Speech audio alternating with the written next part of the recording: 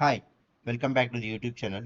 In this particular video, we'll see how to fix the HomePod Mini setup failed 301036.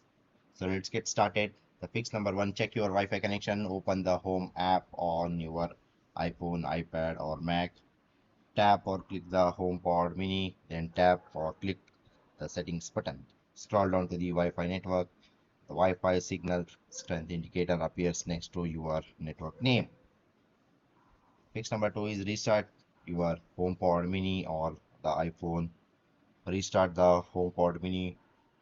Open the Home app on your iOS or the iPad OS device. Tap on the HomePod. Tap on the three dots icon. Select Restart HomePod to reboot the device. Restart the iPhone. Press and hold the power button or the side button along with one of the volume buttons until the slider appears. Drag the slider to turn off your iPhone. After the device is off, press and hold the power button again until the Apple logo appears to restart your iPhone. Fix number three is check for the software updates on your HomePod Mini.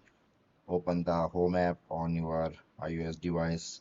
Tap on the icon with the three dots in the upper right corner. Select Home Settings from the drop-down menu. Scroll down and tap on the software update to check for the available updates. If there is an update available, tap on the install to update your HomePod Mini. Fix number four is unplug and plug the HomePod Mini. Unplug the HomePod from its power source or the power adapter. Wait for some 10 seconds. Plug the HomePod back into its power source or the power adapter. Wait for some 10 seconds.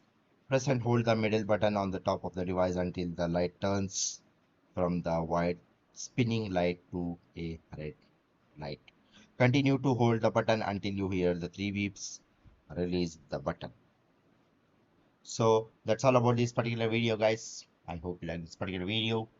Please do subscribe to the YouTube channel. See you one and all. Thank you. Bye bye.